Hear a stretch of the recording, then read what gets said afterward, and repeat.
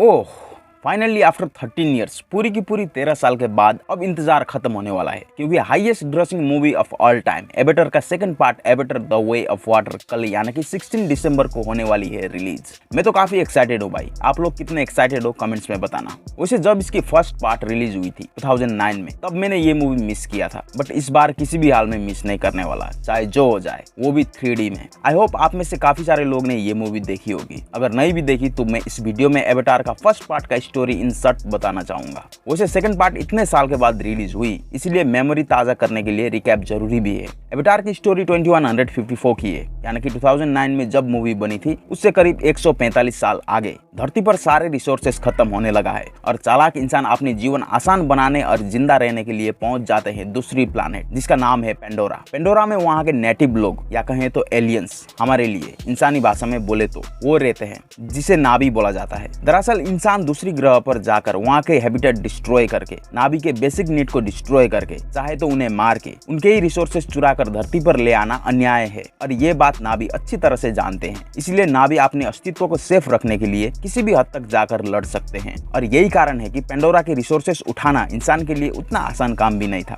एक कंपनी है जो साम दाम दंड भेद जो हो सके उसे यूज करके वो वैल्यूएबल रिसोर्सेस, एक प्रीशियस स्टोन का माइनिंग करना चाहता है जिसका नाम है अनऑब्टेनियम। ये हासिल करने के लिए पहले तो उन्होंने नाभी पर मॉडर्न हथियार इस्तेमाल करके काफी गोलीबारी भी बरसाई थी, बट हालात और बिगड़ती चली गई और आज के दिन नाभी लोग इंसान को यानी कि आसमानी लोग को देखते ही नफरत करने लगते हैं। और सच कहूं तो नाभी के डिफेंस भी कोई कम नहीं होते। अब तक के जंग में सिर्फ नाभी का ही नहीं बल्कि इंसान का भी भारी लस हो चुका था। इंसान के पास बहुत दिमाग है भाई, सदियों से। अगर बंदूक से बात नहीं बनती तो नाभी के ग्रुप में नाभी के जैसा ही बन के, उनके ही फैमिली मेंबर बन के उनसे नेगोशिएट कर सकते हैं, उन्हें बता सकते हैं और उन्हें क्या चाहिए इस प्रीशियस स्टोन के बदले जान सकते हैं। अगर नाभी नेगोशिएट नहीं भी करते तो उनके सारे इंफॉर्मेशन इंसान के पास तो पहुंच जाते, जिसको फॉलो करके इंसान नाभी को जंग में हरा सके और जितने भी प्रीशियस स्टोन है उससे माइनिंग करके धरती पर ले जा सके। और ये डिपार्टमेंट हैंडल कर रही होती है डॉक्टर ग्रेस।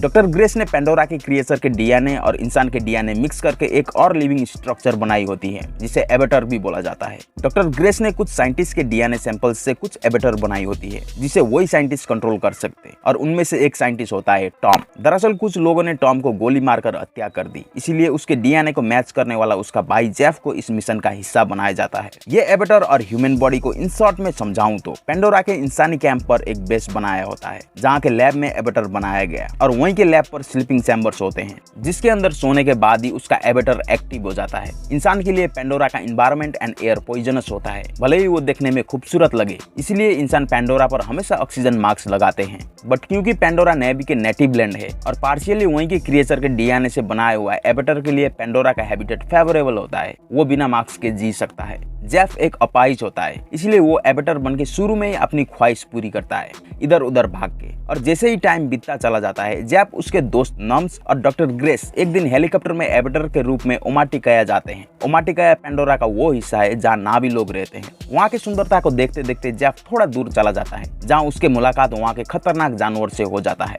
भागते भागते जेफ का एवेटर अपने टीम से बिछड़ जाता है।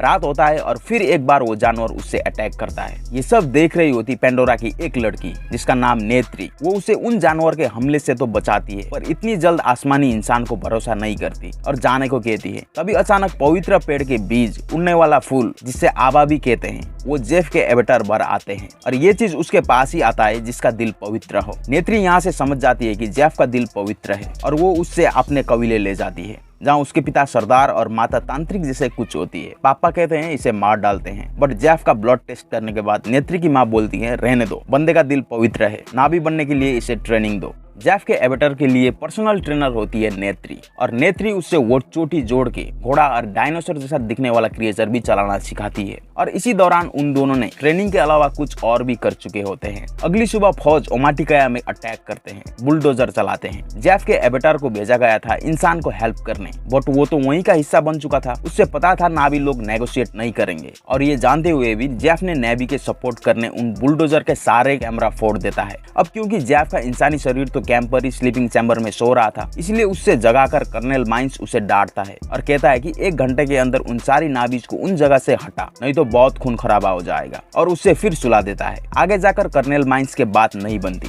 तो जेफ और उसके साथी को बंधक बनाया जाता है। वहीं एक पायलट उन सबको छुड़वाकर स्लीपिंग चैम्बर्स के साथ हेलीकॉप्टर में पहुंचते हैं ओमाटिकया। जेफ को फिर एक बार नाभिज के दिल जीतना था, इसलिए पेंडोरा का सबसे स्ट्रॉन्ग क्रिएचर तुरुक को अपने बस में करके नाभिज के सामने पेश आता है। अब तक नाभिज और जेफ के बीच में जितने भी मिसअंडरस्टैंडिंग थी वो सब खत्म, क्योंकि तुरुक को काबू करना सब नाभिज के बस के बात नहीं था, और जिसने बस में कर लिया श्योर वो नाभिज का रक्षा कर सकता है। इसलिए एक बार जेफ के साथ सब नाभिज मिलके इंसान के सामना करके सब इंसान को मार देते हैं, और अंत में पेंडोरा के पवित्र जगह पर ले जाकर जेफ को परमानेंटली नाभिज भी बनाया जाता है। दोस्तों यही था स्टोरी।